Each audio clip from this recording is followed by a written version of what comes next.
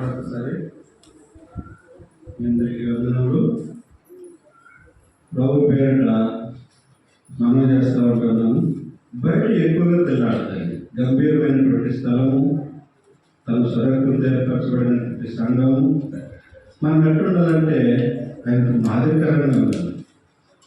మనము సంఘంలో ఏకీభవించాలి. వాక్యాన్ని మనకి ఎంత పని ఉందో, మనకి ఏదైతే అప్పగించబడిందో వాటిని మాత్రమే ఉండాలి. అందులో అనవసరంగా కాలకృత్యాలని ఆడమీయడాన్ని అది క్షేమకరం కాదు. దయచేసి నేను అంటున్నానని కదని విధేయత చూపాలి. ఎందుకు ఈ మాట చెప్తున్నానంటే గోరంటల్లో 5 ఏళ్ళు ఉండే మొట్టమొదట 5 ఏళ్ళు అంటే ఇప్పుడు లేడు ఉన్నాడు, కానీ పక్కన ఉన్నాడు. ఆ 5 ఏళ్ళ స్వార్థ క్యాంపెయిన్ ఉండే. నేను ఒకసారి వెళ్ళింటే జనాలు ఎక్కువ జనాలు. అప్పట్లో స్వార్థ క్యాంపెయిన్ అంటే మేమైతే బ్యాటరీ పట్టుకొని పోయేవాళ్ళం చేపలతో. అంటే ఇప్పుడైతే ఆటోలు పెట్టేవాళ్ళు, వాహనాలు అయితే స్వార్థ క్యాంపెయిన్ వారు వారం ఉండలేదు. ఇప్పుడైతే అది నేను చెప్తున్నా. ఎందుకంటే క్రమం దేవుని వాక్యం చెప్తుంది కదా, అక్రమం చేయవాళ్ళరా నా దగ్గర నుండి తొలగిపోండి. దేవుని వాక్యం మనల్ని పిలుచుకున్నాడు, ఏర్పరచుకున్నాడు, ఎన్నుకున్నాడు. తన స్వరత్వంతో మనం ఏం చేసినట్టు సంపాదించుకున్నాడు. లెక్క పెట్టి మన ఒక వస్తువు కొట్టే దాన్ని మనం జాగ్రత్తగా చూసుకుంటాం కదా. 10 రూపాయలు పెట్టి ఎదురుగానే పంటాలంటే దాన్ని ఇంత పరిచయం చేసుకుంటాం కదా. అలాగనే మన మీద కూడా ఆయన అధికారం ఉంది. ఏమందంటే ఎట్టుందంటే ఆయన స్వరత్వం అంటే సొంత రక్తాన్ని దారిపోసి ఆ రక్తంతో మనం అనుకున్నాడు. ఆ ఏకన్నా నన్ను ఏం చేసినాడంటే, నేను చెప్తున్నాను క్రమాన్ని బట్టి నేను చెప్తున్నాను. ఏమంటే ఒక లైన్ అప్పుడులో 60 మంది 70 మంది లైన్లు ఉండేవాళ్ళు. ఎందుకంటే భోజనానికి పంచేయి, పంతులుగా పంచేయి. అయితే నేను కూడా ముందు వరుసలోనే ఉన్నాను. సెకండ్ లైన్ ఇట్లా ఉంటుంది. ఆయన ప్రార్థన చేసేటప్పుడు చెప్పినాడు, మెలుగుగా చెప్పినాడు, జాగ్రత్తగా ఉండండి, మీరు జాగ్రత్తగా ఉండండి. అయితే ఏదో తలంపు వచ్చింది నా అసలు. నేను ఏదో ఊరికాడ ఫోన్ వచ్చింది, దాన్ని మాట్లాడిన తర్వాత సర్లే పెట్టేసి బిడ్డ నిలబడి లైన్లో నిలబడతానే నేను ఇట్లా వెళ్ళిపోవాల్సిన వాడిని ఇట్లా వెళ్ళిపోయాను. ఇదా అంటే ఈ లైన్లో ఇట్లా పోయేవాళ్ళు ఇట్లా నడచల్లా, ఒకసారి ఇట్లా నడచల్లా, ఓ లైన్ అంతా ఒకసారి ఇట్లా నడచాలి. అంటే ఇద్దరు ఒక 60 మంది అంటే 6 మంది లెక్కను పెట్టినాడు. నేను ఏం చేసినానంటే ఇట్లా నడిచేవాడిని అక్కడ 2 మంది 4 అడుగులు వేసినానంటే అంత జనంలో దరిదాపుగా 1000 మంది పైన ఉంటారు. చంప బలాన్ని పిలిచినాడు. రెట్ట పట్టుకొని 2 అడుగులు వేసినానంతే. నా తప్పంటే నేనేమి అనుకోలే. నేను మార్గం తప్పిపోయినాను కదా, నేను ఉండవలసిన స్థలంలో నేను ఉండలేకపోయినాను కదా, నాకు బాధ కలిగింది. ఆయన చంప కొడతానే సంతోషంగా అయినా. ఇప్పుడైతే అన్నాను, అదిగో తమ్ముడు నువ్వు ఇట్లుండంటే నిజమే కదా. నేను ఎందుకు చెప్తున్నానంటే ప్రభు పేరట మీకు ముందుగానే క్షమాపణ క్షమించండి అంటారా. ఎందుకంటే నేను చెప్తానని మీరు బాధపడతండి. క్రమం మనకి ఏ పని అప్పగించినారో, ఏదైతే అప్పగించబడిందో, బయట మనకు ఎంత పని ఉందో అంతవరకు 1, 2, 3 నెంబర్లు ఇచ్చింటారు. ఈ 3 కలిసి మీరు చేయండి, ఈ 4 నెంబర్లు మీరు కలిసి పని చేయండి చాలు. అనవసరంగా బయట ఉండదు, దేవుడికి ప్రియారిటీ ఇలా, దేవుడి స్థానం ఇలా. మన ఇంట్లో ఎంత నమ్మకంగా దేవుడి స్థానం, మన ఇంట్లో వస్తువులు కానీ మన ఇంట్లో పనులు కానీ ఎంత నమ్మకం చేస్తుంటాం కదా. అలాగనే దేవుడికి నమ్మకమైనటువంటి వాళ్ళుగా ఉండాలని నా ఆశ. నేను అన్నాను, వీలు అవుతుంది, నన్ను క్షమించాలి ప్రభు నామం బట్టి. మరొకసారి 2వ వర్తమానంగా మనము వాక్యంలోకి వెళ్ళి యోహాను వద్ద రాసిన సువార్త 15వ అధ్యాయం. యోహాను రాసిన సువార్త 15వ అధ్యాయం మొదటి నుంచి 8 వరకు మనము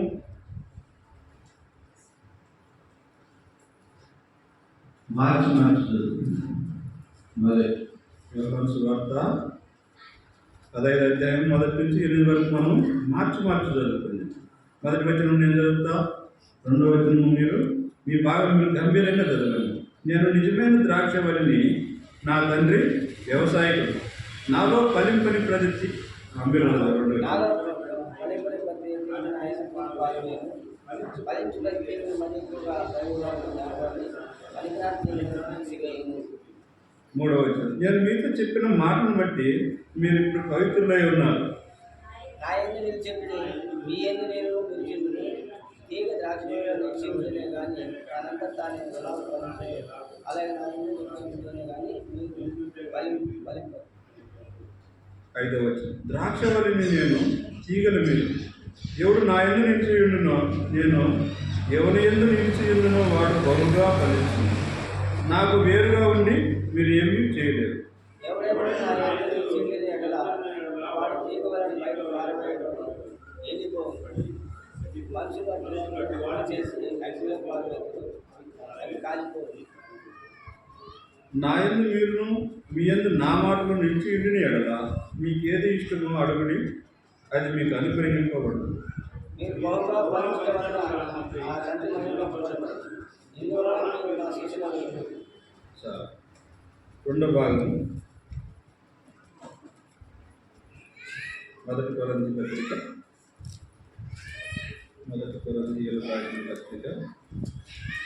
11వ అధ్యాయం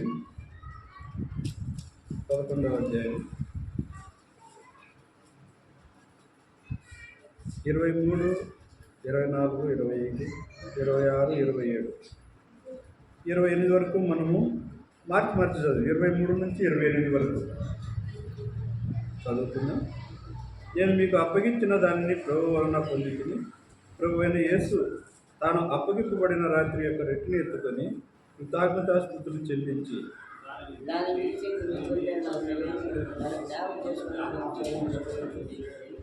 ఆ ప్రకారమే భోజనమైన పిమ్మట ఆయన పాత్రను ఎత్తుకొని, ఈ పాత్రను నా రక్తం వలనైన కొత్త నిబంధన, మీరు దీనిలో మీరు త్రాగినప్పుడల్లా నన్ను జ్ఞాపకం చేసుకున్నట్టుగా దీన్ని చేయడని చెప్పింది.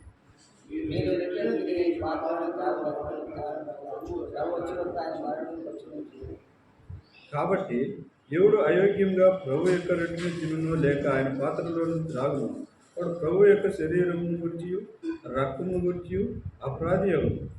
కాబట్టి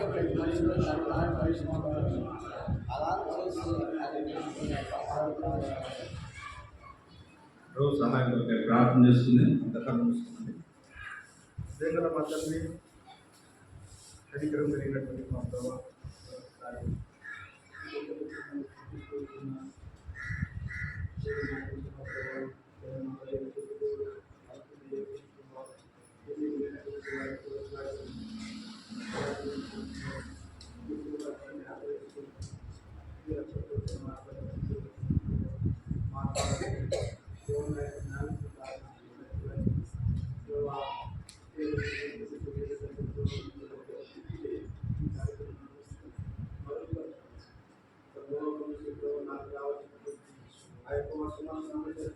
నాతో మాట్లాడు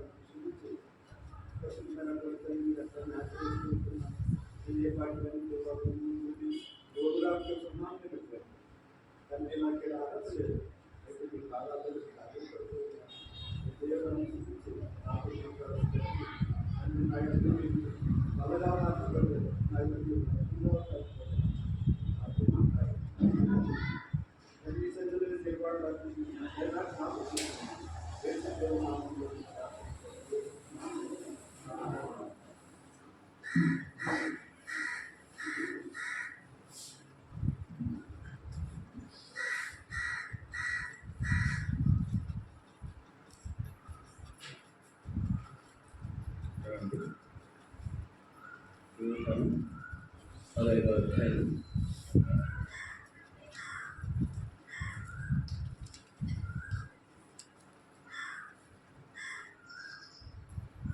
ఇక్కడ మొట్టమొదటిగా మేము ఆరాధవర్తమానంలో మార్పు చూస్తున్నాం. ఈ వాక్యం కూడా అక్కడ కనపడింది. నేను నిజమైన ద్రాక్షవల్లిని, నా తండ్రి వ్యవసాయకుడు.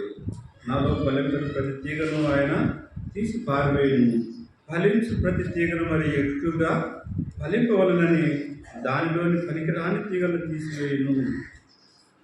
ఒక చెట్టు ఉంటుంది, ఆ ఆ చెట్టుకు ఒక యజమానుడు ఉంటాడు. ఆ యజమానుడు దాన్ని చూస్తూ బాగా ఉంటే దానికి నీళ్లు పోస్తాడు, ఆహారం పెడతాడు, ఎరువు వేస్తాడు. దానికి ఇంకా కావాలంటే దాన్ని సమృద్ధిగా చూసుకుంటాడు.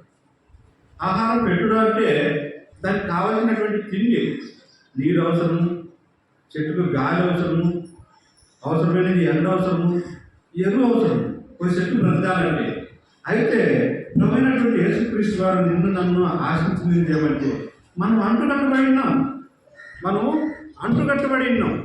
చిన్న చెట్టును చూసినారు, మీకు తెలిసిన చిన్న చెట్టు అవంతా చెట్లు కావాలి. జంబూరు పుల్లలు ఉంటాయి, జంబూరు చెట్లు. వాటిని కట్ చేసి జామ చెట్టు ఉంటుంది, మన ఏమైనా పంకస్ ఉంటుంది. అవి కూడా స్వచ్ఛమైన జామ పండు విత్తనాలు నుండి అది కాదు. అయితే అంటుకట్టబడినటువంటిది. అయితే దాన్ని తొలిచి దానికి చిన్న పుల్ల అంటుకట్టి దారం కడితే ఆ మట్టిలో పెడితే దానికి నీరు పడితే అది చెట్టు పెరుగుతుంది.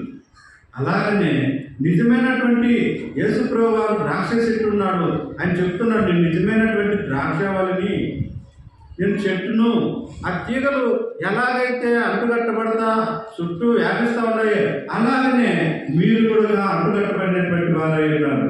ఎప్పుడైతే మనం అంటుకట్టబడి యేసుప్రభు రక్తం చేత కనబడినామో, ఏర్పరచబడినామో, ఆయన సమీపంగా ఉన్నామో, అయితే మనల్ని ఏం చేస్తూ ఉన్నాడంటే అంటుకట్టు మనం ఫలించాలి, మనం అభివృద్ధి చెందాలని. అయితే ఇక్కడ అంటున్నాడు, పనికిరాని తీగలను మనలో నుండి తీసివేస్తాడు. అయితే ఒక వ్యక్తి ఉన్నాడు, ఆశ మంచి రాదు. ఆయన ఏటువంటి సంవత్సరములలో మంచి పరిపాలన చేసినాడు, ఆశ రాదు నిజంగా. అయితే చిట్ట చివరిలో ఎవరిని ఆశ్రయించినాడంటే యేసుప్రభువుని ఆశ్రయించలే. తన స్వయాన, తన స్వబుద్ధికి, తన సొంత మనసు ఆధారం చేసుకుని వైద్యుని ఆశ్రయించినట్టుగా చూడవచ్చు. అయితే యేసుప్రభువును ఆశ్రయించలే, అంటుకట్టబడినాడు. యేసుప్రభువుకు నమ్మకంగా ఉన్నాడు, దేవుని దృష్టికి యథార్థంగా జీవిస్తూ వచ్చినాడు. అయితే ఆ యథార్థత కోల్పోతూ వచ్చినాడు. అట్లా మనం యథార్థత కోల్పోయినటువంటి వ్యక్తిని, యథార్థంగా జీవించినటువంటి వ్యక్తిని చూసుకొని మనం బలలో పొందాము. చూడండి ఆయన ఎంత సమీపంగా ఉన్నాడో ఒక మాట చూసుకున్నాము.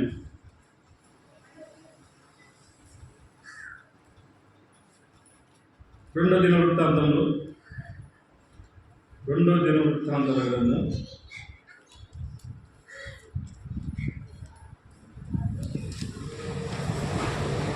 14వ అధ్యాయం, 14, 15 అధ్యాయం, 16 అధ్యాయంలో మనం చూసుకున్నట్లయితే రెండో దినవృత్తాంతంలో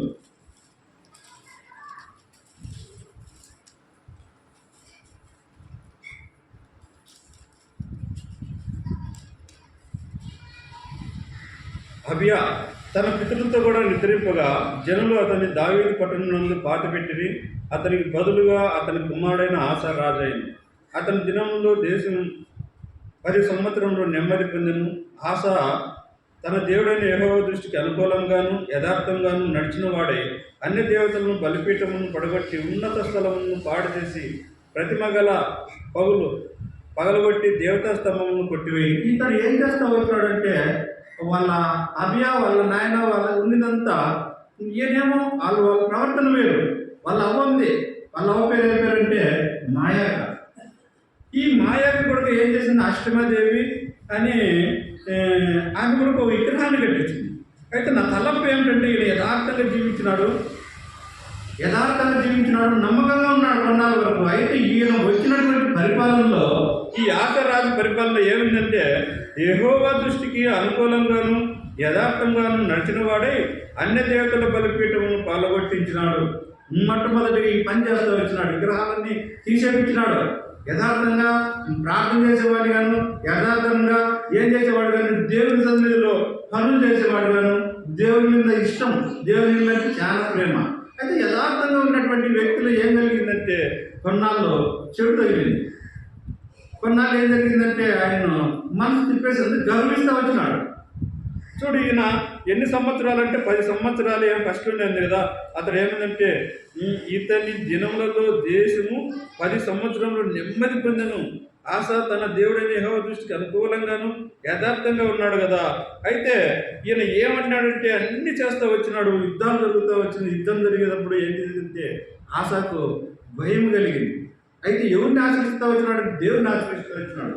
అయ్యో అంత జనాన్ని మనం ఓడించగలమా, అంత జనం మీదకి పాగలమని చెప్పేసి ఇక్కడ కొన్ని లక్షల మంది ఉన్నారంటే 8వ వచనంలో ఉంది చూడండి. ఆ మాట ఏముందంటే, ఆ కాలంలో డాలను ఈటలను పట్టుకొని 3,00,000 మంది యూదావారు కేడును ధరించి విల్లు వేయు 2,80,000 మంది బెన్యామీనులను కూడిన సైన్యం ఆసాకుంది. ఈ 5 లక్షలు అయితే ఈ సైన్యం కాక అక్కడ ఎక్కువ మంది ఉన్నారు. అయితే ఈ ఆశా హృదయం ఏముందంటే దేవుని ఆశ్రయిస్తూ వచ్చినాడు. అయితే అది బాగుంది.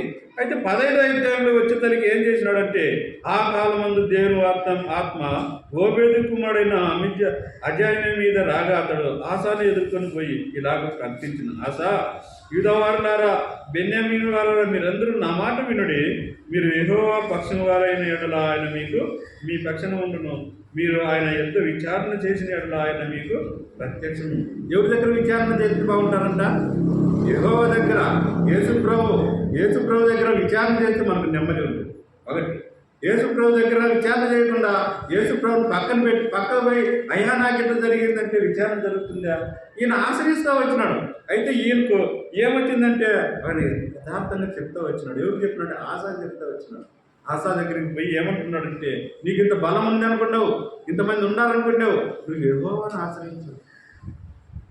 యెహోవా దగ్గరికి రాలా, యేసుప్రభు ఇంటికి రాలా, యేసుప్రభు మందిరం లేకొచ్చి మొరపెట్టాలా, సహవాసం సంఘం లేకొచ్చి ఎప్పుడైతే దేవుని ఇంటిలో నువ్వు మొరపెడితే దేవుడు నీ పక్షాన.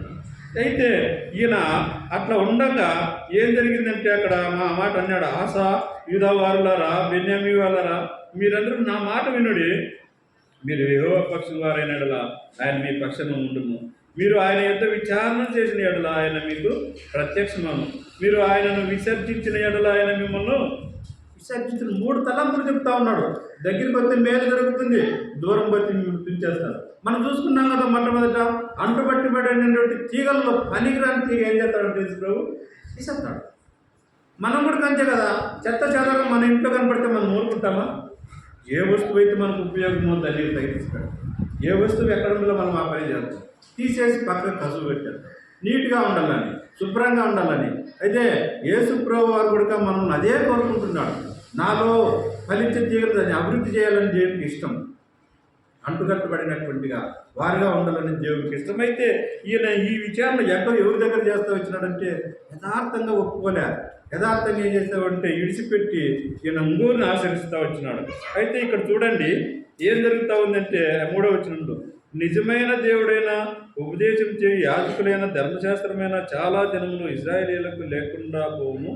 తమ శ్రమయందు వారు ఇశ్రాయేలీయుల దేవుడైన యెహోవా యొద్ద మల్లుకొని ఆయన వెతికినప్పుడు ఆయన వారికి ప్రత్యక్షమైన.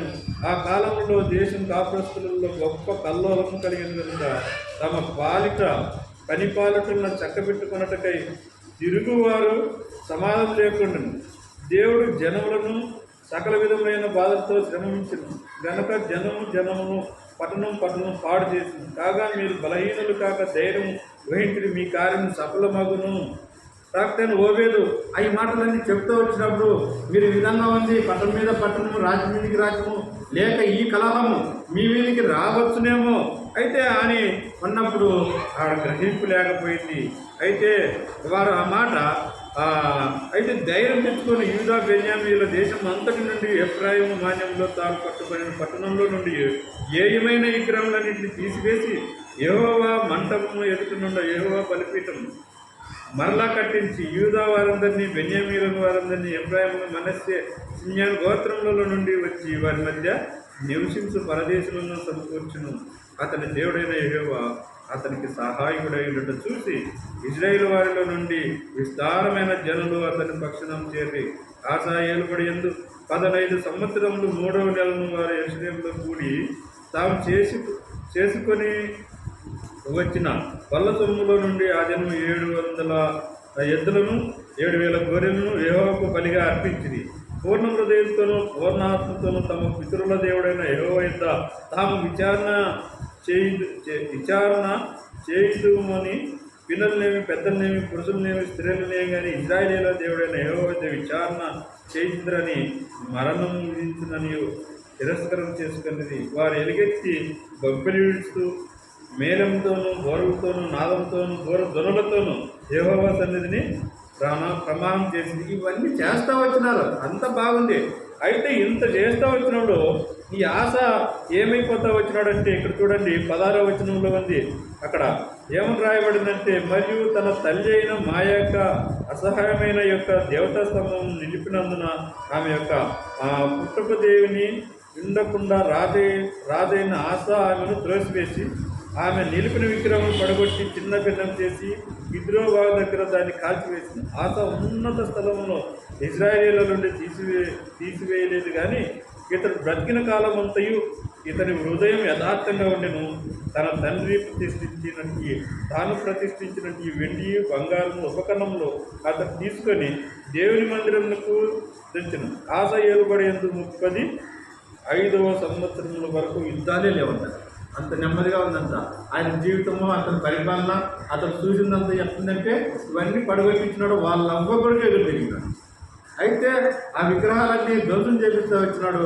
అయితే ఈ ఏమైపోతా వచ్చిందంటే ఈ 35 సంవత్సరాలు ఇంత బాగుంది కదా, 16వ అధ్యాయంలో స్టార్ట్ అవుతుంది. ఇంకా అతని జీవితం పతనం అయిపోతా వస్తుంది. అయితే ఈ 16వ అధ్యాయంలో ఏమైపోతుందంటే ఆశ ఏర్పడింది 36వ సంవత్సరమున ఇజ్రాయేలు రాజైన బయట యూదా వారి మీద దండెత్తి బయలుదేరి యూదా రాజైన ఆశ యుద్ధకు రాకపోకలు జరగకుండానప్పుడు రామాలో కట్టింపుగా రాకపోకల గురించి. అయితే ఇక్కడ అనేది ఇక్కడ అంతానే ఏం జరుగుతుందంటే ఒప్పందం కుదుర్చుకున్నాడు సిరియా రాజు. ఆ సిరియా రాజు ఏం చేస్తున్నాడంటే ఒప్పందం కుదుర్చుకున్నాడు. ఏం వచ్చినాడంటే చూడండి, ఇక్కడ వెండి బంగారం తీసి దమస్కులో నివాసం చేస్తూ సిరియా రాజుకు బెన్హాదు నొద్ద దూతల చేత పంపించి నా తండ్రికి నీ తండ్రికి కలిగి ఉన్నట్టు నాకును నీకును సంధి కలిగింది. ఏడొచ్చింది తండ్రి. ఇంత వ్యక్తి ఇంత యథార్థంగా ఉన్నాడే, ఇంత అనుకూలంగా ఉన్నాడే, దేవుని దృష్టిలో మంచి ప్రవర్తన కలిగినటువంటి వాడే, యథార్థంగా ఉన్నాడు, నమ్మకంగా ఉన్నటువంటి వ్యక్తులు ఇక్కడ అంత బాగా చేస్తూ వచ్చినాడు. 14వ అధ్యాయంలో అతని మారు మనసుంది. ఆ మారు మనసును బట్టి ఈ 15వ అధ్యాయంలో ఏం చేస్తామంటే యథార్థంగా జీవిస్తూ వచ్చినాడు. 16వ అధ్యాయంలో వచ్చేసరికి సన్నిధి తెలుసుకుంటూ వచ్చినాడు. ప్రేమైనటువంటి వాళ్ళ మనం కూడా మొట్టమొదట యేసుప్రభువును నమ్మినప్పుడు ఎంత నమ్మకంగా వస్తామో, ఎంత నమ్మకంగా ఒక దైవసేవుడు మాట అంటే ఓర్చుకుంటాం. దైవసేవుడు ఏదైనా చెప్పితే నమ్మకంగా పనిచేస్తాం. ఎటువంటి సార్ అలాగే ఇతడు ఏం చేసినాడు, అన్నీ కలిగినాయి కాబట్టి కలిగితే బంగారు వెండి ఇవన్నీ ఏం చేస్తా వచ్చినాడంటే అక్కడ నా తండ్రికి నీ తండ్రికి సంధి కలిగి ఉన్నది. వెండి బంగారం నీకును పంపి ఉన్నాను. ఇజ్రాయేలు రాజైన యెహోషా నన్ను విడిచి అవలికి పోనట్లుగా నీవు అతనికి చేసి ఉన్న సంధిని భంగం చేయమని వర్తమానము చేసింది. బెన్హాదు రాజైన ఆశ మాట అంగీకరించి తన సైన్యం అధిపతులను ఇజ్రాయేల్ వారి పట్టణం మీదకి పంపగా వీరు ఈ యోను దానను అబేలామైనను నాప్లి ప్రదేశంలో చేరిన పట్టణంలోని కోటను కొల్లబెట్టింది. బయసాది విని రామాను ప్రాకారంలో కట్టించడం మానివేసి తాను చేయుచున్నవి చాలించను నిలిపేసుకున్నాడు. సార్ తట్టుకో జీవిత ఏం పని మందిరం ఆగితా ఏదైనా కలిసి చేసి మన సొంత పనులు, సొంత ఆలోచనలు, సొంత బుద్ధులు పడతా ఉన్నాయన్నమాట. అంతా బాగుంది జీవితము. విరుక్తులు తన లాభం ఓడిపోయి అయితే ఇక్కడ ఏమైపోయేదో అవుతుందంటే చూడు 10-11 చదువుతుడి ఆశ ఎలాంటి వాడంటే అక్కడ 9వ వచనం చదువుతుడు. తన ఎడల యథార్థము గలవారిని బలపరచుడుక యెహోవా తన దృష్టి లోకమంతటా సంచారం చేస్తున్నది. ఈ విషయమందు నీవు మతి తప్పి ప్రవర్తించేవి కనుక ఇది మొదలుకొని నీకు యుద్ధములే కలుగును. ఏమన్నాడంట? మతి తప్పి ఏం చేస్తా వచ్చినాడు. ఇంత బాగున్నటువంటి వ్యక్తి ఆయన వేపుతా మొట్టమొదటి 10 సంవత్సరాలు నెమ్మదిగా ఉంది. 14వ అధ్యాయంలో 15వ అధ్యాయంలో వచ్చేసరికి చిట్టు చివరికి 35 సంవత్సరాలు ఎక్కడ కానీ యుద్ధాలే లేవంట. శాంతం ఎక్కడ చూసినా కానీ తన మాటే, తన శాసనమే, తన ప్రవర్తనే అందరూ అనుసరిస్తూ వచ్చినాయి. అక్కడ నెమ్మదిగా ఉన్నది. అయితే ఈ 16వ అధ్యాయంలో వచ్చేసరికి అక్కడ ఏమైందంటే 9వ వచనానికి వచ్చేసరికి అక్కడ ఆయనతో సంధి చేసుకున్నాడు. ఆయన హృదయం ప్రేరేపణ కలిగింది. పక్కదావ పెట్టుతా వచ్చింది. రక్తదావ పట్టింది. తన మనసు అంతా మతి తప్పినాడు, మతి ప్రవర్తించినాడు. ఇది చేయకూడదు, చేసే పని దాన్ని చేయకూడదు అని స్టాప్ చేస్తా వచ్చాడు. దాన్ని ఎందుకు చేయాలని దాన్ని నిలుపుదల తెలుస్తూ వచ్చినాడు. అయితే 9వ వచనంలో యెహోవా దృష్టి ఎట్లుందంటుడి, ఎంత బాగా రాయబడింది ఈ వాక్యం. తన ఎడల యథార్థ హృదయం గల వారిని బలపరచుటకై యెహోవా కన్ను దృష్టి లోకమంతటా సంచారం చేస్తున్నది. ఈ విషయమునందు నీవు మతి తప్పి ప్రవర్తించేవి కనుక ఇది మొదలుకొని నీకు కష్టాలే. ఇప్పుడు కష్టాలు వస్తానే కదా మనందరికీ. ముందుండే ప్రవర్తన, ముందుండే ప్రార్థన, ముందుండే సహవాసం, ముందుండే క్యాంపెయిన్కి వెళ్ళేది, ముందుండే క్రియ మందం లేదు కాబట్టి మన ఇంట్లో కలహాలు, మన ఇంట్లో నిలబడి లేదు, మన ఇంట్లో సమాధానం లేదు. నిజమే కదా? నిజమే. నేను అంటున్నాను, ఎందుకంటే నేను అనుభవించినాను కాబట్టి నేను నిజమే ఒప్పుకుంటున్నాను. నేను ఒప్పుకుంటాను. అయితే ఇంత ఆయన దృష్టి, ఆయన సంచారంలో నేను ఉన్నానా లేదని నా పరిశీలన. ఆయన దృష్టి కనపడకుండా ఉండదు దేవుడు. అయితే పైన ఉన్నాడు ఆయనకు సమస్తము సాధ్యమే. ఆయన కనిపిస్తే ఎట్లా చేస్తానంట, ఆ రొట్టెంటి బస్సు పోతుంటే, ఆ రొట్టెంటి ఒంటిలు పోతుంటే, వాహనాలు పోతుంటే ఆయన దృష్టి ఎక్కడుందంటే భూమి మీద నువ్వు నేను రక్షించబడ్డాను, నువ్వు నేను విమర్శించబడ్డాను, నిన్ను నన్ను సంఘంగా ఐక్యపరుస్తా వచ్చినాడు. అయితే నీ ప్రవర్తన ఎట్లుంది? ఆశవాళ్ళి మతి తప్పి ఉన్నదా? నువ్వు విచారణ చేసుకోవాలి. అయితే ఇక్కడ ఈయన ఏం చేస్తామంటే 11వ వచనం చూడండి. ఆశ చేసిన కార్యములన్నింటిని గురించి యూదా ఇజ్రాయేల్ రాజుల గ్రంథమందు రాయబడి ఉన్నది. ఆశ తన ఏలుబడి యందు 39వ సంవత్సరమున పాదములలో జబ్బు పుట్టి తాను బహుగా బాధపడను. దాని విషయంలో అతడు యెహోవా యొద్ద విచారణ చేయక వైద్యులను పట్టుకుంది. ఏం చేస్తా వచ్చినాడు? ఇంత బాగున్నటువంటి ఇప్పటికన్నా మానవం ఉందా? పక్షాతాపం ఉందా? లేదే. ఇంత జరిగింది, ఇంత నష్టం జరుగుతుంది, ఇన్ని వస్తాయి. అయితే 35 సంవత్సరాలు బాగా ఉన్నాడు. 35 సంవత్సరాలు బాగా పరిపాలన చేసి 36, 37, 37 ఏమొచ్చిందంటే అతనిలోనే కొంత వ్యతిరేకత వచ్చి సంధి చేసుకోవడం వచ్చింది. అయితే ఇదన్నీ ఇంత నష్టం జరుగుతుండగా కానీ 35వ సంవత్సరంలో ఏం చేసినాడంటే 39వ సంవత్సరంలో అతనిలో ఒక జబ్బు పుట్టించినాడు. దేశంలో నష్టం కలిగేస్తా వచ్చినాడు. అయితే నష్టం కలిగేస్తే మారు మనసు పొంది పశ్చాత్తాపడి, ఈ దావీదైతే పశ్చాత్తాపడ్డాడు. 50 కీర్తనలు అంత చదవండి, మీకు అర్థమైపోతుంది. ఆయన పశ్చాత్తాపడి యథార్థంగా జీవించి యథార్థంగా ఒప్పుకొని ఏం చేసినట్టు విడిచిపెట్టాడు. ఫలాని విషయంలోనే నేను, ఆమె విషయంలోనే, ఫలాని విషయంలోనే, బెస్తలోనే నేను తప్పు చేసినాను, నన్ను క్షమించు, నిరంతరంగా పవిత్రపరచని. మన ఎదురు బల్ల ఉంది. బల్ల ఆశమాసి బల్ల కాదు ఇది. ఈ బల్ల మనకి ఎందుకు చూపిస్తానంటే మన సహవాసాన్ని చూపిస్తుంది. అపోస్తలుల కార్యము 2వ అధ్యాయం 42 ప్రకారం చేయబడింది. అపోస్తలుల కార్యం 2:42 ప్రకారం మనకి చదవండి. అపోస్తలుల బోధ సహవాసం రెట్టించుట, ఎడతెగక ఏం చేయాలంట? ప్రార్థన చేయాలి. మనం ప్రార్థన చేస్తున్నామా ఇతరుల గురించి? మనం మాటకే చేస్తారు, పక్కనుండే వారిలోకి ఏం చేస్తాం? అలా తగ్గిపోతా ఉంది. అంటే నా మాట నేను అంటున్నాను, దేవుడు నా ఎదురుకి చూపిస్తా వచ్చిన ఈ మాట నాకు జ్ఞాపకం వచ్చింది. నేను చదివాను, ఈ చదువుతా నా దినపాఠంలో చదువుతా ఉంటే ఈ ఆశ ప్రవర్తన గురించి నాకు స్పష్టంగా నాకు కళ్ళ కట్టినట్టుగా అనమాట. అయితే ఈ 16వ వచనంలో, 16వ అధ్యాయంలో ఈ 11వ వచనంలో ఏం రాయబడిందంటే 39 సంవత్సరాలు ఏం చేసినాడంటే ఆయన 39 సంవత్సరంలో దేవుడు ఎక్కడ ఈపున మొత్తలే, చేతకు మొత్తలే, తలకు మొత్తలే, ఇక్కడ ఎక్కడ గాయపడతలే. తనైతే ఎట్లా నిలుస్తుంటాడో పాదములలో జబ్బు పుట్టిందంటే అరికలలో నేను మనకి జబ్బు కలిగితే ఇవన్నీ బాగుండి ఏం లాభం వస్తుంది? నిజమే కదా? ఇక్కడ చేతికంటే ఒకవేళ చెయ్యి అయితే ఒకవేళ చెయ్యలు కొట్టుకోండి, చెయ్యని ఇట్లా పెట్టుకోవచ్చు ఉదాహరణకు. కాలంటే కాదు. అయితే అరికాలలో జబ్బు పుట్టించింది. దేవుని సమస్యలు సాధ్యం. ప్రేమైనటువంటి వాళ్ళ మన స్థితి ఎలాగ ఉంది? ప్రభు మనం కోరుకుంటూ ఉన్నాడు. అయితే 35 సంవత్సరంలో ఏం చేసినాడంటే జబ్బు పుట్టింది. ఆ జబ్బు బట్టి ఒప్పుకోవడం లేదు, యథార్థంగా ఒప్పుకున్న వారిని ఏం చేస్తాడంటే దేవుడు చూడండి, ఒప్పుకున్నటువంటి వారిని ఏం చేస్తాడు? యోహాను రాసిన మొదటి పత్రిక 1వ అధ్యాయం చూసినారు ఎవరన్నా? 9, 10 ఉంటాయా? యోహాను రాసిన మొదటి పత్రిక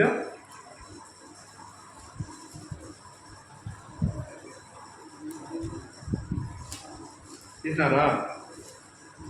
కలిసి చదువుకున్నాం, మనం కలిసి చదువుకున్నాం, బాగుంటుంది. ఈ మాట అందరూ లేకపోతే నాకు పలకండి. 9వ వచనము యోహాను రాసిన మొదటి పత్రిక మొదటి అధ్యాయము 9వ వచనం. మన పాపములను మనము ఒప్పుకొని ఎడల ఆయన నమ్మదగిన వాడును నీతిమంతుడును కనుక ఆయన మన పాపమును క్షమించి సమస్త దుర్నీతుల నుండి మనల్ని పవిత్రులుగా చేయును. మనం పవిత్రులుగా చేసి ఇష్టపడతా ఉన్నాడు. ఒప్పుకోవాలా, ప్రభా మా మధ్య నువ్వు ఉండవు, నిన్ను ఆచరిస్తున్నాను, వారంతో చెడిపోయినాను, ఈ నెలంతా చెడిపోయినాను, మనసు లేదు, సవాసం లేదు, సంఘం లేదు, ప్రార్థన లేదు, కూటమి రాలేకపోయినాను, నా సొంత తలుపులు, సొంత ఆలోచనలు, సొంత పనులకే, సొంత కార్యాలే, నీ పనిలో నేను పాల్పొందలేకపోతున్నాను, దయతో నన్ను క్షమించు, నన్ను క్షమించు, నా కష్టం వచ్చినప్పుడు నిన్ను ఆశ్రయించలేకపోయినాను. ఆశ అయితే ఆ 35 సంవత్సరాలు బాగా పరిపాలన చేసిన తర్వాత 36, 37, 38 మధ్యలో ఏమైపోయిందంటే పెడచెవి పెట్టి మధ్యలో నిలిచింది. ఆయన పక్కకు పోయి నేను కూడా ఆశ వలే ఎట్లా పక్కకు పోయినాను, దయతో నన్ను క్షమించని ఆ ఒప్పుకున్న వారికి ఏముందంటే క్షమాపణ ఉంది. అయితే ఆయన ఒప్పుకోవడం లేదే. యోహాను మొదటి అధ్యాయం ఆ 9 ప్రకారం ఆయన ఒప్పుకోలే. ఆశ ఒప్పుకున్నాడా? కనపడుతుందే మనకు. ఆశ ఒప్పుకున్నట్టు ఎవరిని ఆశ్రయించినాడు? యేసుప్రభువుని ఆశ్రయించినాడా? ఎవరిని ఆశ్రయించినాడు? చూడండి 12వ వచనంలో మనం చదువుకున్నాం. అయితే 12వ వచనం, ఆశ తన ఏలుబడి యందు 39 సంవత్సరముల పాదములలో జబ్బు పుట్టి తాము బహు బాధపడినను దాని విషయంలో అతడు యెహోవా యొద్ద విచారణ చేయక వైద్యులను పట్టుకొనిను. ఏం చేసినాడంట? వైద్యుని దగ్గరికి పోతే జరుగుతుంది, యేసుప్రభు దగ్గరికి బాగుందా? ఏమక్క నిజమే కదా. మనం యేసుప్రభు దగ్గరికి రాలి కదా, యేసుప్రభు రక్తాన్ని ఆశ్రయించాలి కదా. సమస్యలు, పోరాటాలు, ఇల్లు కలహాలు, ఇంటి సమస్యలు, భర్త సమస్యలు, పిల్లల సమస్యలు ఇవన్నీ కలిగినప్పుడు మనం కూడా ఆశపడి బ్రతి తప్పి పక్కకు పోదుమా? పక్కన ఆశ్రయిస్తామా?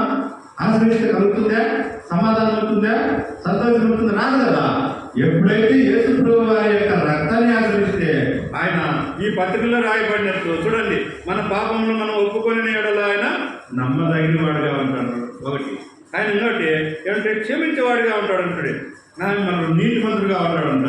మన పాపాలు క్షమించడానికి సిద్ధమంతులుగా ఏమైనటువంటి వాళ్ళరా యథార్థంగా ఆ పక్క వాళ్ళు చేయించినారులే, ఈ పక్క వాళ్ళు చేయించినారు, వాళ్ళు తీసుకున్నారులే, నేను కూడా తీసుకున్నాను అనేది అనుకోద్దండి. బలం సమీపంగా ఉంది కాబట్టి మన హృదయంలో యథార్థత ఒప్పుకొని విడిచిపెట్టాలి. ఎవరు వాళ్ళు తీసుకుంటారులే, వాళ్ళు ఏమనుకుంటారు, నేను ఈరోజు బలం తీసుకోకూడదు అని తలపేయవచ్చు. నువ్వు ఎలాంటి జీవితంలో ఉండవు? ఒప్పేసారంలో ఉంటున్నావా? ఒప్పుదలలో ఉంటున్నావా? క్షమించమని అడుగుతున్నావా? క్షమించబడినట్టు నీ వాక్యం అంగీకరించినట్లయితే యథార్థంగా చేయొచ్చు, బలంలో చేయొచ్చు. ఇంకో వ్యక్తిని చూస్తున్నాం మనం. ఈయన మధ్య తప్పించినాడు కదా, యథార్థ జీవితం అని బాగొట్టుకున్నాడు కదా, రక్షణలో ఉండి కూడా బాగొట్టుకున్నాడు కదా ఆశ. అయితే యథార్థంగా జీవించినటువంటి వ్యక్తిని చూస్తాం. చూడండి మనం యెషయా గ్రంథం ఒక వ్యక్తిని, ఆయన జీవితం ఎలాంటి? యెషయా గ్రంథము 38వ అధ్యాయం మనకు తెలిసినటువంటి వ్యక్తే.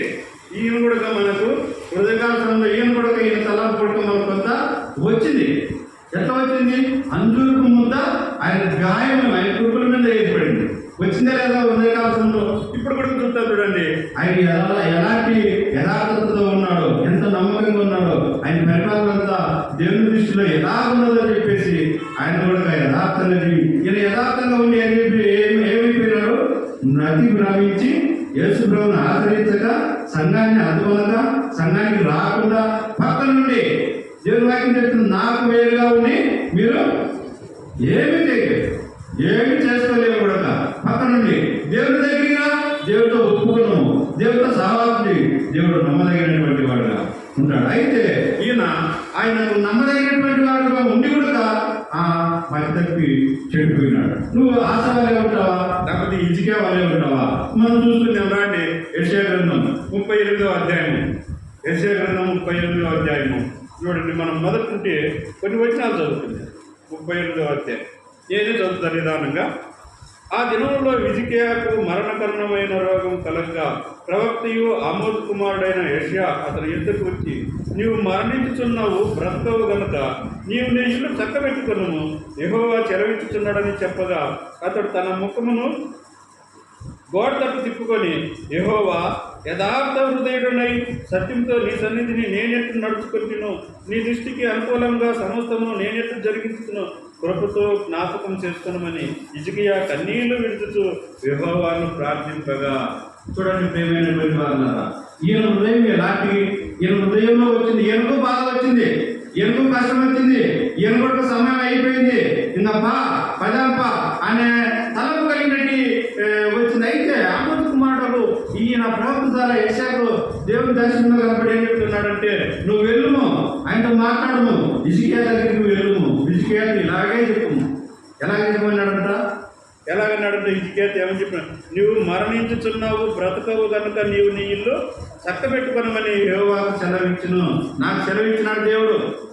దేవుని స్వరం నాకు వినపడింది, నీ దగ్గరికి పొమ్మన్నాడు. నీ ఇల్లు చక్కబెట్టుకుని నువ్వు మరణిస్తావంట. ఏమన్నా హిజ్కియా మరణానికి సంసిద్ధంగా ఉన్నావని ఎవరి ద్వారా చెప్పబడిందంట? యెషయా ప్రవక్త ద్వారా చెప్పబడింది. అయితే హిజ్కియా ఏమన్నాడంటే, ఆయన ఇప్పుడైతే ఏమక్క ఈ పని చేస్తాను, నువ్వు నీకు బుద్ధి ఉందా అంటే నువ్వేమంటావు అక్క? ముస్లిం ఏమంటావు? పాపా ఏమన్నా నువ్వేమి ఈ పని చేస్తాను, నువ్వు సత్తావు, వచ్చామంటే సత్తావు అంటే నువ్వు ఉంటావా? ద్రౌరాయుడు నా దగ్గరికి వచ్చి సత్తాడుంటాడు, నువ్వు పక్కపో అనే కాలం ఇది. నిజమా కదా? అయితే ప్రవక్త అయినటువంటి యెషయా ఆ హిజ్కియా దగ్గరికి పోయి, నువ్వు మరణిస్తావు, నువ్వు మరణానికి సమీపంగా ఉన్నావు, నువ్వు నీ ఇల్లు చక్కబెట్టుకో, మరణం ఉంది నీకు దగ్గరలో ఉంది మరణం. ఈ పొద్దు ఉండొచ్చు, రేపు ఉండొచ్చు, రేపు గడియ ఉండొచ్చు, ఈ గడియ ఉండొచ్చు, ఎల్లుండి గడియ ఉండొచ్చు, ఎప్పుడైనా కానీ వాళ్ళు చనిపోతామని పక్కన వాళ్ళ దగ్గరికి పోయి మనం అంటే ఎలా ఉంటుంది? భక్సింగ్ గారిని ఏం చేశారంటే, ఒక ఊరికి సువార్త చెప్పి వెళ్ళిపోయినాడు. ఈ జోగులు అప్పుడు కోడు కదా, ఆయన ఉండే ఆ సొక్కాకి ఎన్ని జోగులు ఉన్నాయంటే ఈడు ఉంటుంది, ఇంకోటి ఉంటుంది, సైట్ ఉంటాయి. అప్పుడంతా కోటకి ఎక్కువ పెద్ద పెద్ద జోగులు. అయితే అన్ని జోగులకు కర్తలు పెట్టుకొని ఊరి పేరైతే నాకు లేదంటే పుస్తకం చదివినాను, మీకు చెప్తా. ఎందుకు చెప్తున్నానంటే, ఆయన పోయినాడంట ఆ గ్రామానికి. పోతే ఇంకా దగ్గర పోయినాడంట. ఆ ఊరికి మొదటి ఇంటికి పోయి ఒక పత్రిక ఇచ్చి రెండో ఇంటికి పోతానే ఈ మొదటి వ్యక్తి ఇల్లు అయిపోయిందంటే ఊరు గోడని అందరికీ తెలియజేసినాడంట. వీడు ఎవడు ముస్లిం వచ్చినాడు, వీడు క్రైస్తవులు వచ్చినాడు, మన ఊళ్ళో ఉన్నటువంటి పద్ధతి మార్చడానికి వచ్చినాడు, వీళ్ళు టైం పెట్టండి అని ఊరికి వెళ్ళిస్తున్నాడు. వేసుకున్నాడు అంటే భక్సింగ్ గారు వేసుకోవడానికి చెప్తుంటే ఆ ఊళ్ళే కానీ లేదంట.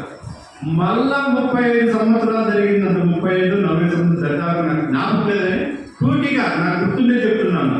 ఎందుకంటే మళ్ళా పోయినాడంట. అప్పుడు ఏముందంటే సువార్త క్యాంపెయిన్ అంటే మన గ్రామాలకు పోతాం కదా సువార్త ప్రకటించడానికి. అట్లా ఆయన కూడా ఆ క్యాంపెయిన్లో హైదరాబాద్ చుట్టుపక్కల గ్రామం అట్లా ఎక్కడ పోయినాడంట గ్రామానికి. పోతే ఆ గ్రామంలో ఏం జరిగిందంటే మొత్తం ఊరంతా జరిగింది ఈయన పోయేటానికి. అంటే వాక్యం ఏం చెప్తుందంటే, ఓర్చుకున్నాడు, సహించినాడు, ఆ ఊరి గ్రామం మీదకి మనసు పెట్టి ప్రార్థన చేస్తా వచ్చినాడు. ప్రార్థన చేసింటే ఆయన ప్రార్థన అనేది ఫలించబడింది. అయితే ఆయన ఎన్ని సంవత్సరాల క్రితం త్రోసివేయబడ్డాడు, ఎన్ని సంవత్సరాల తర్వాత అక్కడ పోయినాడంటే దాదాపు 30-35 సంవత్సరాలు ఆ గ్రామానికి సువార్త చెప్పడానికి పోతే ఆ గ్రామం అంతా రక్షించబడిందంట. రా అంటే అప్పుడు అనుకున్నాడంట, ఆ ఊరి పేరు అవన్నీ రాసి పెట్టుకున్నాడు. ప్రార్థన చేసే వ్యక్తి కదా ఆయన. ఆ పెట్టుకుంటే ఈ గ్రామంలో నన్ను త్రోసివేసినాడని చెప్పి ఆయన లిఖితపూర్వకంగా రాసి పెట్టుకున్నాడట. అంటే నా తలపు ఏమంటే ప్రార్థన ద్వారా జయించవచ్చు, దేవుడి దగ్గరికి వచ్చి జయించవచ్చు. ప్రార్థన అన్నిటికీ ముఖ్యమైనది. అంటే నేను ఒక మాట చెప్తాను చూపిగా. నాకులో ఇప్పుడు పాలన మీకు అందరికీ తెలిసి ఉంటుంది. పాలన నందమూరి పాలన నిజమేనా? మీకు తెలిసిన సేవకుడు కూడా నాకులో హౌసింగ్ బోర్డులో నుండి నాకులో ఉన్నాడు. ఆయన నాకు మాట చెప్పినాడు 2016-17 అక్కడ తాడ్మేలు వచ్చినాడు. నాది తాడ్మేలే, నేను బతకపల్లి ఉంటున్నాను, బతకపల్లి సార్ వేస్తున్నాను, ఇస్రాగం వేస్తున్నాను, నేను అక్కడ ఉన్నా. అయితే నేను అక్కడ నుండి ఇక్కడ వచ్చినాను. అయితే నేను అనేది మాట ఏమిటంటే, అక్కడ ఏం జరిగిందంటే ఆయన ఒక మాట చెప్పినాడు, ఎవరినన్నా కానీ మీరు ఇష్టపూర్వకంగా మీకు ఐశ్వర్యంగా కాకపోయినటువంటి వ్యక్తులు ఎవరైనా ఉన్నారా, వారి మీద మనసు పెట్టి ప్రార్థన చేయండి, ఒక సంవత్సరం అంతా ప్రార్థన చేయండి అంటే మాకు ప్రార్థనలో ఏకీపించి పేరు చేయన్నాడు. నేను 4 పేర్లు ఇచ్చిన. పలానా కుటుంబం, తాడ్మేర కుటుంబం, మరొక కుటుంబం, వాళ్ళ పేరు రక్షించబడాలని ఆశ నాకు, నేను వాళ్ళ గురించి ప్రార్థన చేస్తానన్నా, వాళ్ళ గురించి నిత్యం ప్రార్థన చేస్తానని మాట ఇచ్చిన. అతను సంఘంలో అందరితో తీసుకున్నాడు. నేను ఎందుకు చెప్తున్నానంటే పాలన ఆయన ప్రార్థనలో విజయం పొందవచ్చు, ప్రార్థన ద్వారా ఏదైనా జయించవచ్చు అనే అంశం, ఈ అంశం వచ్చిన కాబట్టి మీతో పంచుకుంటానా. నేను 4 పేర్లు తీసుకున్నా. అయితే ఆయన దాని లాంగ్వేజ్ నేర్చుకున్నాడు. ఎవరైతే పేర్లు తీసుకుంటారో కంటిన్యూ ప్రార్థన చేస్తారో, ప్రతి సోమవారము ప్రతి వ్యక్తిగత ప్రార్థనలను అట్లా సోమవారంలో గొలుసు ప్రార్థనలు చేస్తే మీకు ఈ పేర్లు టాబ్లెట్ నేను చేపిస్తాను, నేనే చేపిస్తానని చెప్పి ఆయన లీస్ట్ బాగా పేర్లు తీసుకొని నేను చేసినటువంటి ప్రార్థన యథార్థం చెప్పగలను. నేను వారి మీద కందృష్టి పెట్టి అన్ని వాళ్ళే ఉన్నటువంటి 2 కుటుంబాలను యథార్థంగా దేవునికి వెళ్తున్నారు. నేను చెప్పగలను. వారిని మనసు పెట్టిన సంవత్సరం అంతా వాళ్ళ గురించి గొలుసు ప్రార్థన చేసిన, నా కుటుంబ ప్రార్థన చేసిన, వ్యక్తిగతంగా చేసిన. అయితే ఈ దినాన్ని సావాసంలో కుటుంబం ఉంది, వాళ్ళ పిల్లలతో నాకు ఎంత సంతోషమే. ఈ మాట నా సంఘంలో ఉన్నటువంటి, నాతో సావాసంలో సంఘంలో ఉన్నటువంటి పరివారం కూడా ఏమంటారు, జత పరివారంలో మన సావాసంలో ఉన్నటువంటి వ్యక్తులు, నువ్వు పేరు తీసుకున్నటువంటి వ్యక్తులు ఈరోజు కుటుంబంలో 2 కుటుంబాలు మందిరానికి వస్తాను. నాకు దేవుని దగ్గర నాకు అది ఉంటుంది, దాని దగ్గర క్రియ ఉంటుంది. నేను చెప్పగలను. నేను ఎందుకు చెప్తానంటే మనం కూడా అంతే విశ్వాసం అనేది చాలా కాపాడుకోవాలి. ఆ విశ్వాసం ఎప్పుడైతే పక్కపోతామో మనం ఏది సాధించలేదు, దేవునికి వేరుగా ఉండి ఏమి చేయలేదు. అంటే నా తలపేమంటే ఈ విధికే ఏం చేస్తా వచ్చినాడంటే, ఈయన ఆ ప్రవక్త వచ్చి నిజంగా నువ్వు మరణిస్తావు, నిజంగా నేను ఆయన కొట్టింది మీకు ఇంతవరకు చెప్పినా కదా, అయితే కొట్టింది నేను నగినాను అన్నాను కదా, నగినాను నేను ఆయన మీద ఏమాత్రం బాగలేదు. అంత జనంలో చెవిటి పెద్ద జనము, విశ్వాసం పెద్ద జనము, ఆయన నా చెంప మీద పెట్టినాడు. 2 అడుగులు ముందరికి పోయేదానికి నేను లైన్ క్రమం తప్పినానని చెప్పేసి నేను బాధపడలే, నేను చింత చేయలే. ప్రభా నాలో ఏడో ఉంది లోపం, అందుకే నన్ను పెట్టాడు అని నేను సరి చేసుకున్నా. అయితే సరి చేసుకోవడం వల్ల నాకు దినాన్ని ఆయన నిలబెట్టడానికి నాకు ప్రభు సహాయపడతాడు. ఎందుకంటే మాట నమ్మదగినటువంటిది, యేసు ప్రభు మాట నమ్మదగినటువంటిది. ఆ నమ్మకాన్ని మనం ఆ యాక్ట్కి లోపడి ఉండాలి. అయితే ఇక్కడ రాయబడిన మాట ఏముందంటే 38వ అధ్యాయంలో యెషయా పోయి అతనితో మాట్లాడితే అతను టూకీగా తీసుకోలేదు. ఆయన చూసి అక్కడ పక్క వెళ్ళి ఏ గొప్ప నువ్వు ఏం చెప్తున్నావు, నువ్వు చెప్తే నేను సరిపోతాను అని ఆయన తీసుకోలేదు. అయితే దాన్ని సీరియస్గా తీసుకున్నాడు. ఆ పదాన్ని సీరియస్గా తీసుకొని వాడటప్పుడు మొదలు పెట్టుకున్నాడు. చూడండి, యెహోవాతో అంటాడు, దేవునితో అంటాడు, ఆయన ముందు అనుకోకుండా ఏమంటున్నాడంటే, యెహోవా యథార్థ హృదయుడనై నీ సత్యంతో నీ సన్నిధిని నేనెట్టు నడుచుకుంటును, నీ దృష్టికి అనుకూలంగా సమస్తము నేనెట్టు జరిగించుతును, కృపతో జ్ఞాపకం చేసుకోమని హిజ్కియా కన్నీళ్లు విడుచుచు యెహోవాకు ప్రార్థన చేసిన.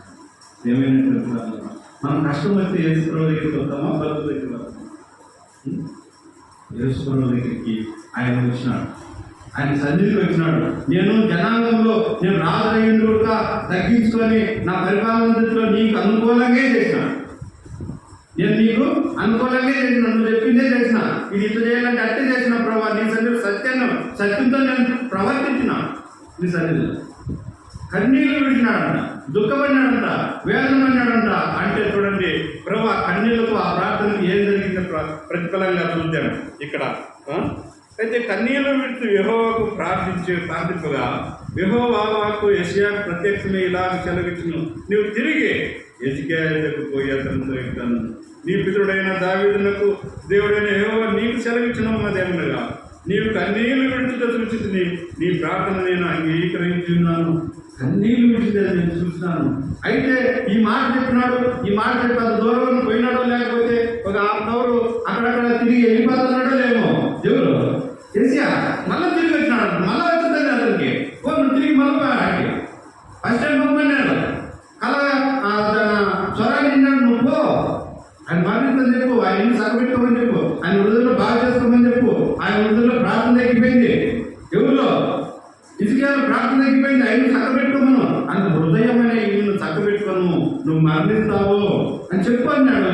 చెప్పినాడు, ఆ మాటకు లోపడినాడు. అయ్యో నాలో ఎక్కడో లోపం ఉంది, నా హృదయంలో ఏదో కష్టం ఉంది, దేవునికి ఐక్యంగా ఉన్నది, క్షమించు ప్రభావాన్ని గోడ పట్టుకొని ఏం చేశాడంటే కన్నీళ్లు పెట్టినాడు. కన్నీళ్లు పెట్టి ఏం చేసినాడంటే ప్రార్థన చేసినాడు. ఆ ప్రార్థన అంగీకారం నేను దేవుడికి దేవుడికి అంగీకారం అయ్యి ఏషియా మళ్ళీ చెప్పినాడు, పో తిరిగి పో, నువ్వు పో.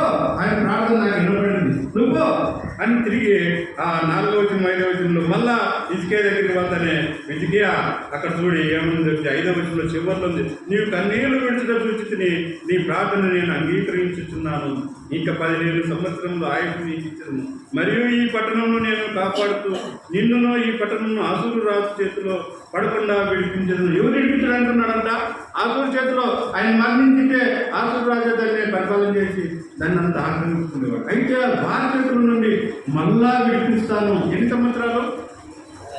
సత్య స్థితిలో ఉన్నటువంటి వ్యక్తి కన్నీళ్లు విడిచి ప్రార్థన చేసింటే యథార్థంగా జీవించినాడు హిజ్కియా. ఈ యథార్థంగా జీవించినటువంటి వ్యక్తి ఎన్ని సంవత్సరాలు ఆయుష్ పెరిగిందంట? ఎన్ని సంవత్సరాలున్నా? 15 సంవత్సరాలు బ్రతికిస్తా వచ్చినాడు. అయితే ఈ ఆశ ఏం చేసినాడు? ఆయన 35 సంవత్సరాలు బాగా చేసినాడు, కష్టపడినాడు. పరిపాలన ఎక్కడే కానీ ఆటంకాలు లేవు, అభ్యంతరాలు లేవు. ఆయన ప్రార్థనలో ఎక్కడ అభ్యంతరాలు లేవు. దేవుడు సమీపం ఉన్నాడు. 36, 37, 38 సంవత్సరాలు లేక వచ్చేసరికి ఆయన ఏం పెట్టిందంటే ఈర్ష కలిగింది. తన స్వబుద్ధిని ఆధారం చేసుకున్నాడు. ఆయన సంధి చేస్తున్నాడు, వెండి భాగాలను ఆశించినట్టుగా. అయితే అయినప్పటికీ యేసుప్రభువు దగ్గర నా దగ్గరికి వస్తాడు, హిజ్కియా వల్ల నా దగ్గరికి వచ్చి ప్రార్థన చేస్తాడని ఎదురు చూసినాడు. అయినప్పటికీ యేసుప్రభువు దగ్గరికి ఎవరు ఆశ రాక ఏం చేశాడంటే వైద్యులను కాళ్ళలో జబ్బు పడితే నడచలేని స్థితిలో ఉంటే, కూర్చోలేని స్థితిలో ఉంటే, ఆ కాళ్ళు ఎక్కడ పెట్టుకోలేని ఆ శీలమండలాలు ఆశయము ఆనంతరం అంతా కాకా ఉంటే ఎక్కడ ఉంటుంది పరిస్థితి? ఎవరిని ఆశ్రయించాలి? కుటుంబంలోన పిల్లలన పుట్టించుకునే వారిని ఎవరిన ఇప్పుడైతే నిజంగా అలాగే అంటాం. ఎందుకంటే ఈ 2 వేలు నాకే కాళ్ళల్లో చేతుల్లో ఇంత సచ్చులు ఉంటే నా కూతురు చూడు, నా బిడ్డలు చూడలే. ఎవరిని ఆశ్రయించాలా?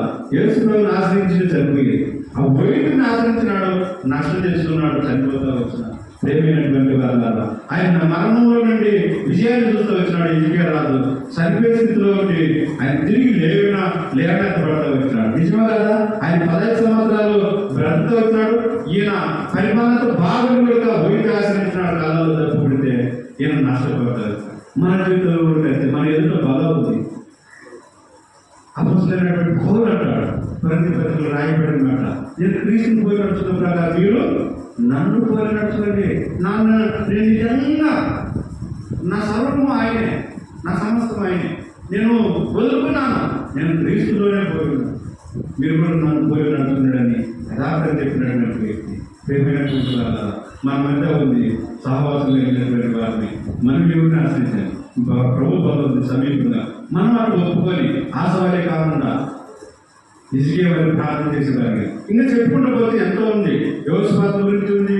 ఇంకా చెప్పాలంటే టైం కావాలి. టైం వీకే ఎక్కువైందనుకుంటా, ఎక్కువ తీసుకుంటా, నన్ను క్షమించాలి ప్రభునామం బట్టి. అయితే మరొక తరుణం ఏమైనా ప్రవచితమైతే మనం చూసుకున్నాము. ఇప్పుడు యథార్థంగా మనం ఇన్న వాక్య ప్రకారం సరిచేస్తున్నాము. అట్లు దేవుడి సన్నిధిలో మనం బలను ఆశ్రయితే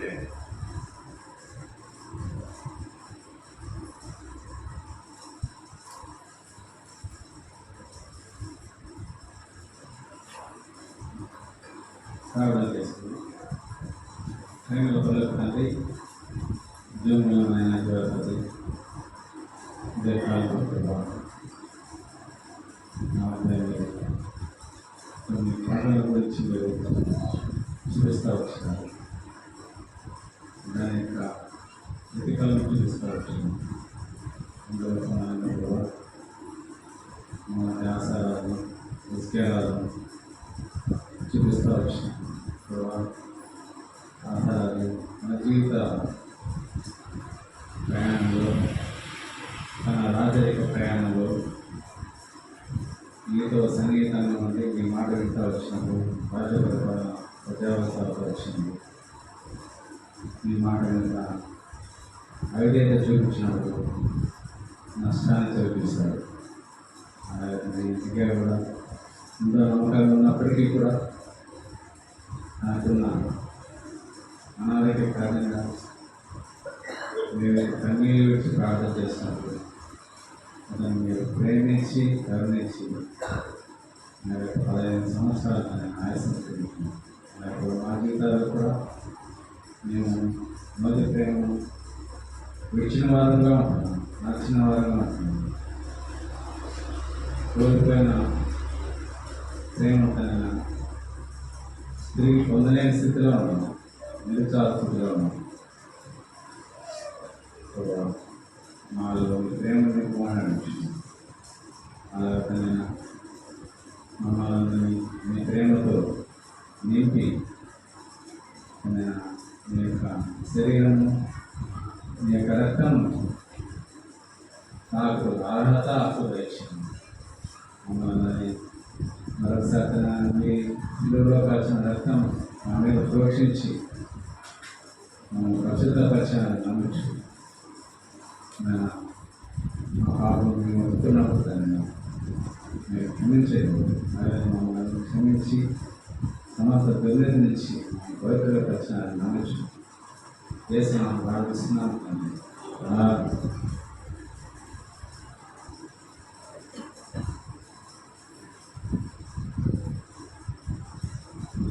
నేను మీకు అప్పగించిన దాన్ని ప్రభువుల పద్ధతిని ప్రభువుల యేసు తన అప్పగింపబడడానికి రిటర్న్ ఎత్తుకొని కృతజ్ఞతాస్తుతులు చెల్లించి దాన్ని విరిచి ఇది మీ కొరకు నా శరీరం నాకు జ్ఞాపకం చేసుకున్న ప్రయత్నించాడని పదార్థాన్ని మా మధ్య మీ శరీరానికి సాదృశ్యమైన పెట్టే దాని గురించి మేము సమానంగా పంచుకొని అదేవిధంగా నీ శరీరంలో నీవు విలీనమైన సాయించింది నాలో ఆత్మీయ జీవితంలో బలహీనంగా కాకుండా ఆత్మీయ జీవితంలో నష్టపోకుండా ఆత్మీయ జీవితంలో చనిపోకుండా మనం సంరక్షిస్తామని ప్రార్థిస్తున్నాను.